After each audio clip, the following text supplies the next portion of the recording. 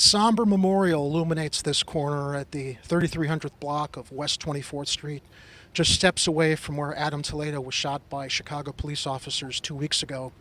We're here near West Sawyer, covering the vigils and peaceful protests that have erupted around the city as a result of the police cam footage being released earlier this afternoon. Who do you protect? Police, sir! Who do you protect? Police, sir! Who do you protect? Police, sir! Who do you protect? Police, sir! Adam Toledo! Adam Toledo! Adam Toledo! Adam Toledo!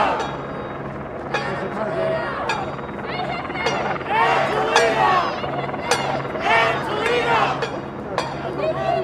KKK! How many kids did you kill today? CPD! KKK! How many kids did you kill today? CPD! KKK! How many kids did you kill today? CPD! KKK! How many kids did you kill today? On the other side. Wait! Show us the protest, guys!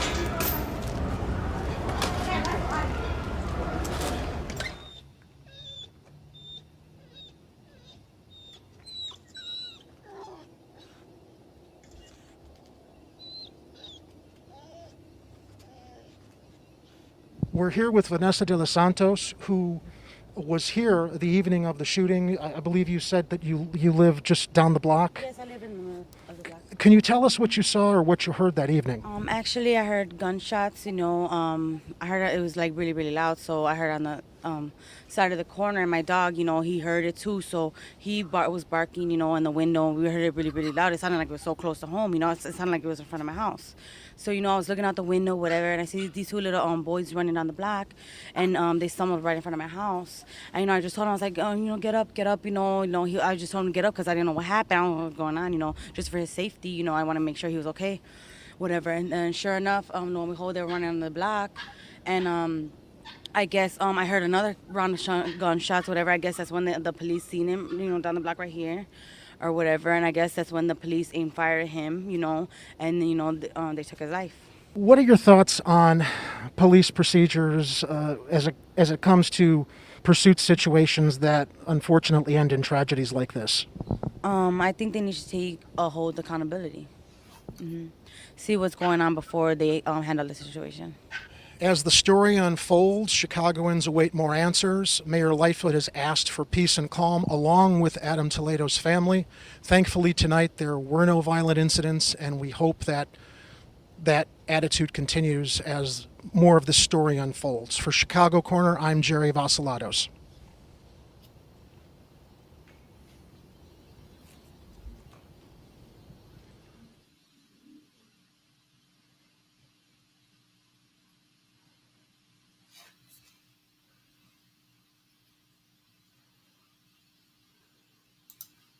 Wow. Hey everybody, we're live on Chicago Corner. I'm Jerry Vasilatos with Kit Cabello. We felt it was pretty important to come on tonight in this kind of impromptu live stream, but use what's happening in the news as an opportunity to introduce ourselves, the new team over here at Chicago Corner, kind of baptism by fire with this horrible tragedy that's been going on. Not that's been going on. Well, it has been going on as we've been seeing, continued. I look at this story, Kit, as an issue of law enforcement not focusing on de-escalating. I'm sure a lot of people have seen the video. It was very, very gut-wrenching to watch. I mean, I was sick to my stomach. I watched the unedited version the other night. I'm still shaken by it. We were out the other night in Little Village, covering the protests, covering the vigils. We were at the scene of the shooting. And I guess in looking at stuff on social media, especially Reddit, so much is focused on before the police cam footage came out. Yeah. Everybody, and you and Daniel talked about this at the end of the show today. I'm sorry, not everybody, but the authorities creating a narrative that, well, he had it coming, he was running with a gun. We've all seen this video now. And despite the fact that this police officer does not have a previous history of brutality or complaints or violence, in that moment, why does a cop trained, and this is a trained, this cop is a trainer also, Officer Stillwell. I believe that he trains police officers in pursuit situations from what I've read. Why does a cop decide to run down an alley with no backup by himself, relying on his weapon as his means of de-escalation at that last moment where Adam surrendered, raised his hands and turned and followed all the orders, and gets shot point blank in the chest because the officer didn't take a moment to think maybe about de-escalating or handling this pursuit in a different way? I mean, it's heartbreaking all around. And I just thought it was important for us to come on tonight and maybe live stream and have people watch, comment, and talk about it with you and your perceptions. It's, for us, I think it's very difficult to talk about this story because, again, a family lost a 13-year-old child. And, you know, we talked about this on Hard Lens Media, and when myself and the camera crew of Chicago Corner were at an event rally in honor of Adam Toledo last Saturday, it's quite clear that this is something that the entire community in Chicago, no matter what part you're in, like, people are upset about this. And there was already a narrative being presented by the media where the prosecutor at the time was saying that, well, Adam Toledo had a gun in his hand. Adam Toledo was pointing the gun at the cops or something like that narrative. Yeah. And the thing is, that's not what happened. Now, I saw the footage as well. And I'm still speechless by what I saw. There's no way you can watch that footage and be like, oh, well, this is okay. I'll just sit through this and that's it. No. What we saw was a boy get killed. And he threw the gun behind the fence. But as soon as the cop said, hands up, there was nothing in Adam Toledo's hands. Already, it was a one and done fight. It was over. 13-year-old boy against a grown man, fully armored with a weapon. You should have been able to handle that situation with or without backup. That doesn't matter. I mean, but the thing is that he shot. He fired his weapon at that kid, Adam Toledo, and Adam Toledo fell down. And he died there. That's where he lost his life. Now, you're going to have people all over commenting, giving their points of view here and there. But at the end of the day, the city had a narrative and that they're already backtracking on. And I saw last night on Thursday afternoon, just before 2:30 p.m. Central Standard Time, when the video was released, or the video of Adam Toledo getting shot was released. We saw Mayor Lori Lightfoot up there not even fully acknowledge whether or not Adam Toledo had a gun in his hand and pointed at the cops, because a reporter did ask that question, and Mayor Lori Lightfoot, well, I understand you have to be somewhat neutral and stoic. She tiptoed around that answer. And now she has the audacity to tell people, well, calm down, please, let's be peaceful. And look, I think we all want to see peaceful protests, but how many times are we going to be dealing with this kind of mental abuse from the city, from the establishment?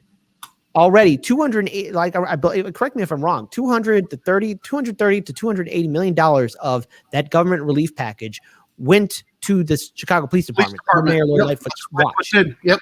And Yep. And also, again, I want to commend both you and the team of Chicago Corner for doing some Casey. Yeah, Casey. Casey's Yes. in the field right now at the protests, covering Yes. some of the other stuff we hope to show tomorrow night. Yes, we're going to be doing that. You guys did fantastic work, but the thing is, we're seeing still more work getting done, and we need more people to speak out. We need more people to step up. And already there's a lot of activists and community organizers asking Mayor Lightfoot to really bring in the change that's needed. But we're not seeing it from her. And I can remember back in 2019 when Rahm Emanuel chose not to run again, there was this idea that, okay, maybe we can get in real reform. And Mayor Lightfoot at that point in time looked like that was that person to do it. And then how quickly she backpedaled away from all of her promises. This is the same Mayor Lori Lightfoot who says we can't, do anything about having a universal basic income, or is it at stopping gentrification? It's still running amok in this city. There's going to be a breaking point, and people have every right to be angry, to be upset, to cry, to yell. And it's maddening. It's my understanding too that there was a policy proposed 4 years ago regarding de-escalation of police pursuits because of situations like this ending in tragedy. And here we are today looking at this 13-year-old gunned down in the street after surrendering as suddenly Mayor Lightfoot is talking about, oh, well, we should institute that policy. It took 4 years and this to happen for them to take it seriously. I mean, moving the goal, not kicking the can down the road, constantly kicking the can down the road. We know we've got problems. We know we need police reform. Look, I think we all agree we have respect for law enforcement, but the problem is there's something very, very wrong with the training. When we talk about defunding the police, it's not eliminating the police department. It's defunding where the money goes, that it's not being spent properly to properly train police officers to recognize citizens are not the enemy. This is not police against us or us against them. Unfortunately, it seems that there is this culture of, you're in a position of authority and you're judge, jury, and executioner instead of de-escalating situations. I recall last year during the George Floyd protests up in Minnesota, there was, I think it was a police captain who was speaking to the crowd. He was talking to the crowd, not at the crowd. And he was bringing himself to the same level as the crowd, saying, look, I'm with you. I understand your frustrations. We have to work together on this. And, it was a little bit of a shining light that there's a possibility here. And obviously not all cops are bad. The good cops that don't speak out against the bad cops, I think, are just as complicit because they're not out there exposing the bad officers in their ranks. And, the protection for each other is causing a larger problem of this continued issue with training and I don't know, Kit. I mean, I'm getting choked up thinking about this. We were out there the other night and, you're there and you're looking at it and it doesn't really hit you, I guess, until you're talking about it, and the gravity and the magnitude of what we saw in that police video just kicks you in the gut. I want to point something out here. This is something that my colleague Daniel Lupker has said, and Lee Camp, he also did a video too that's right now kind of going viral as well, and that is a barber goes through more training to become a professional barber than a cop goes through. And if you compare what other police officers across the world, they're training, it's at bare minimum. I'm being generous with this number, 2 years before they're put on the streets. As a cop, they're just learning how to shoot and that's it. And I understand it's a tough job. I get that it's a scary job, but no one forced anyone to become a cop or any kind of profession it is. This is something that you choose to go into. However, what we are seeing is a system of abuse that's rotten to the core.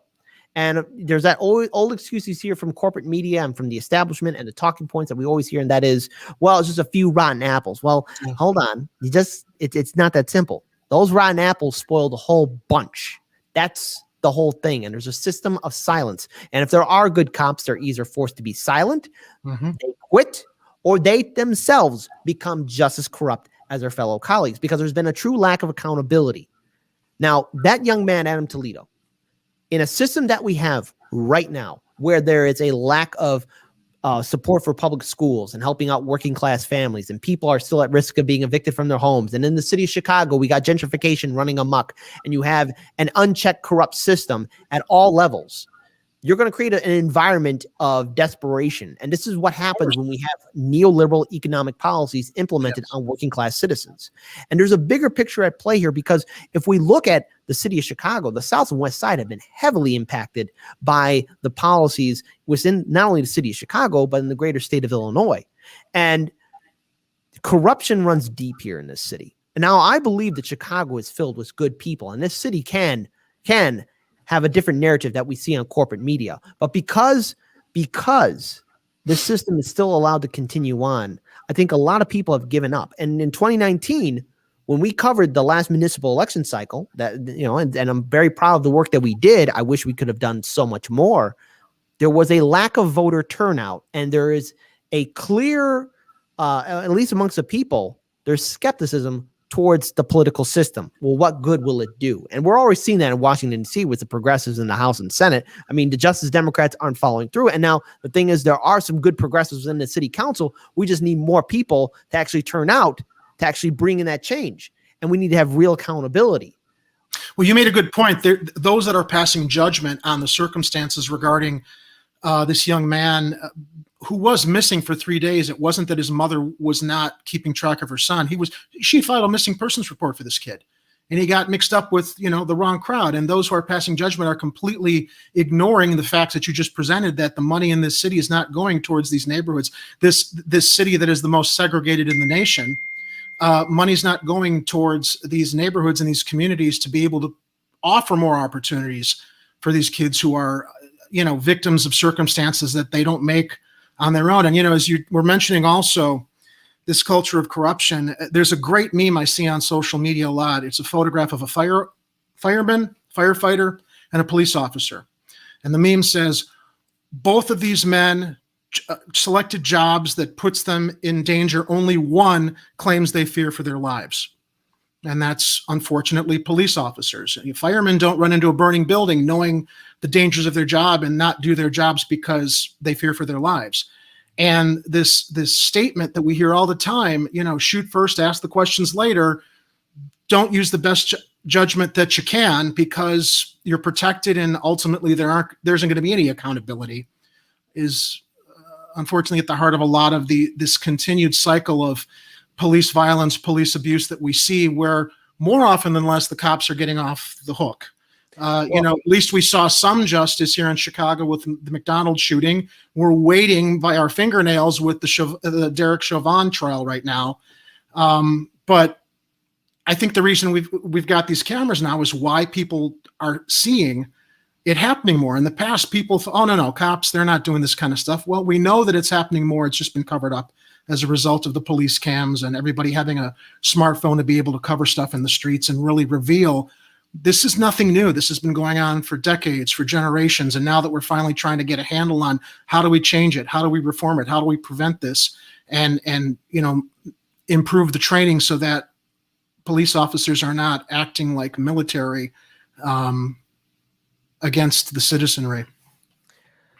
Well, here's something that you brought up, and that is, people have been talking about this, and look, nothing has really fundamentally changed. The only difference is that, again, as you point out, people have their smartphones out, and it turns out the problem is far worse. We're only scratching the surface, and that's me being generous here. We're only scratching the surface, just how bad this is between the police and communities, people of working class communities, African-American communities, Latino communities that are constantly being targeted by the system, by the police. And it's all because of this ridiculous war on drugs, this prohibition system, and this very unfair economic system that we're living in.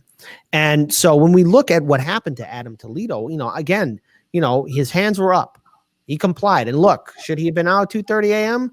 No. But at the same time, too, he did not deserve to lose his life. It's not an excuse. Still ahead of him. Yep. There was, and my condolences to the family. No one should ever go through this.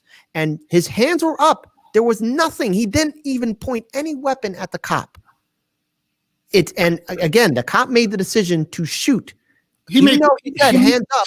The kid's hands were up. Another thing he made the decision to run down the alley with no backup. Yeah, so he placed himself in a situation of danger, and then he shoots because he's suddenly fearing for his life because the kid turns. It's like, well, why did you run down the alley instead of de-escalating? Why did you decide to put yourself in those circumstances that caused the situation to happen? Well, there's one other thing too I want to bring up. If you watch the full video, and again, anyone who does watch it, prepare yourself because it's something that. It's very heartbreaking to watch. You see the cop walk down the alley. He knocks down some civilian in the way first. I mean, that's something that really kind of threw me off. He's driving down there, then you see him get out of the car, pushes some dude that was just walking down the alley. He has nothing, and then chases after Adam Toledo. But another thing too we have to bring up, and that is a lot of people are afraid. And if we look back at the video that just came out, that was recorded on December of 2020, where you have that Army lieutenant, second lieutenant, who's afraid to get out of the car, and he says, "Look, I'm afraid what's going to happen to me." What's the police officer's response? Yep. You should be. You should be. And, and again, it's sets a narrative that no matter what, badge. Yep. No one, be careful when trusting the police at this point, because it's shoot first, ask questions later. Look what happened to Dante Wright. Again, being pulled over because he had an air freshener in his car, and it's against the law. Like if it's a useless law in the first place, and pulling someone over because of it is really stupid. And the fact that one police officer couldn't tell the difference between a taser and a gun, I get that it's a defensive government, but that just shows you're grabbing for excuses.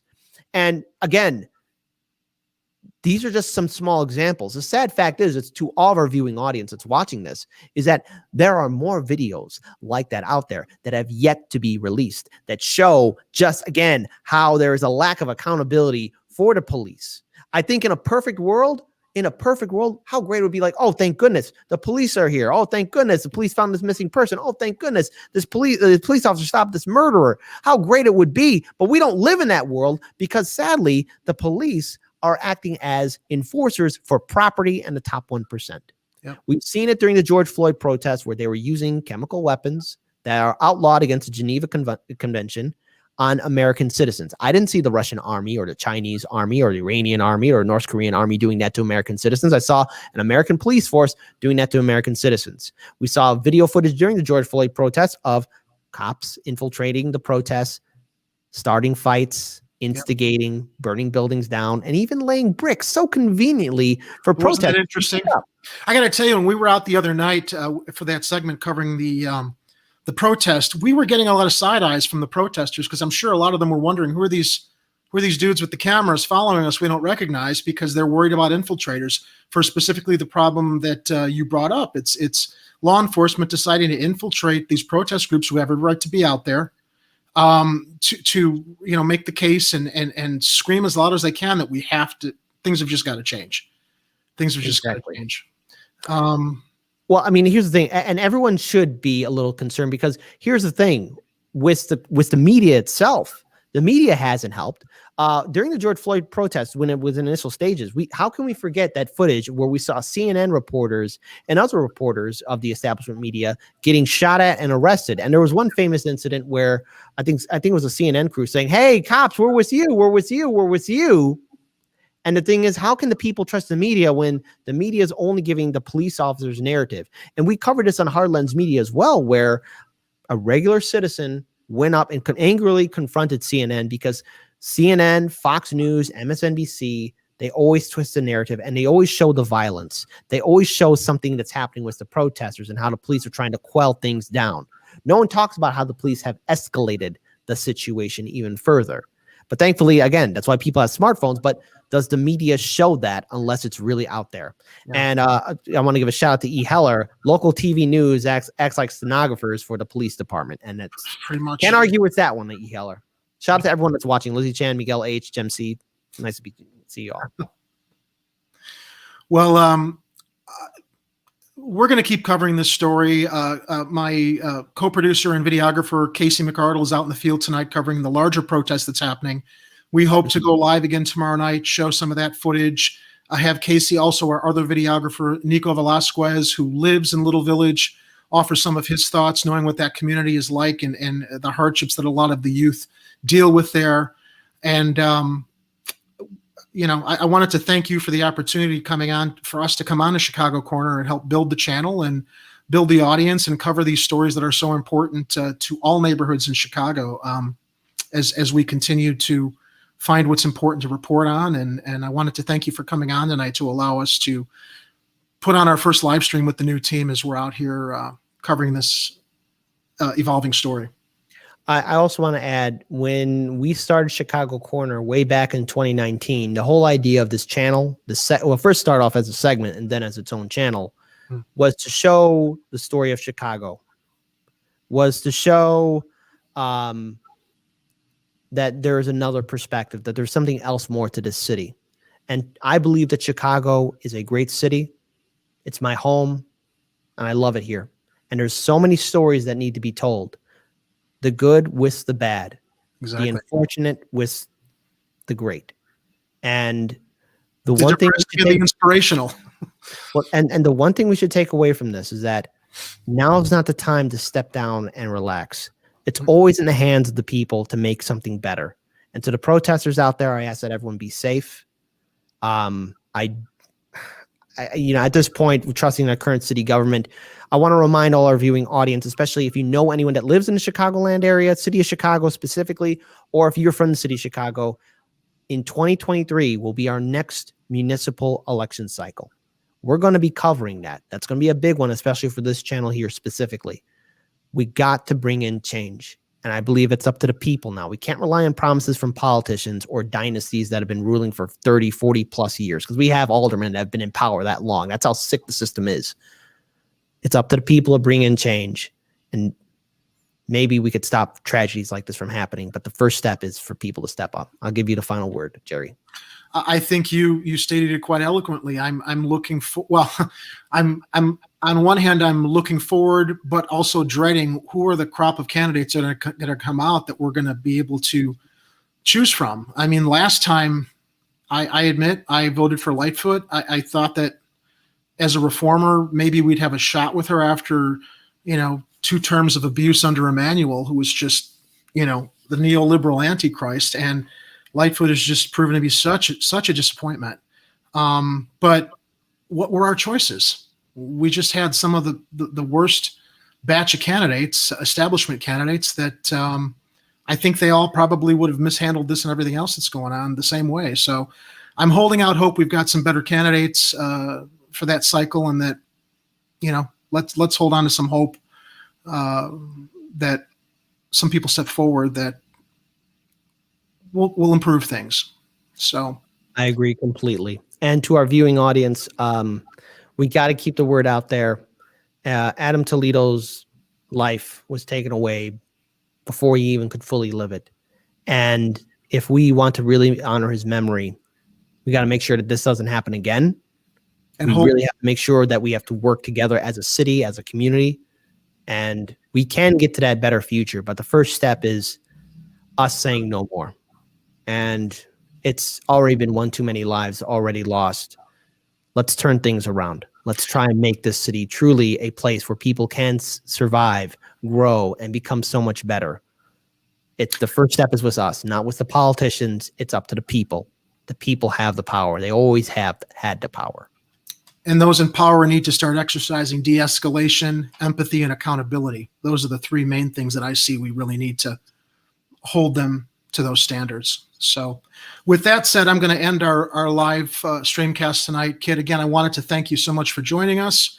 We're excited to be covering these stories for Chicago Corner and being a part of Hard Lens Media. I want to thank all the viewers tonight, and we look forward to sharing more stories as we cover them.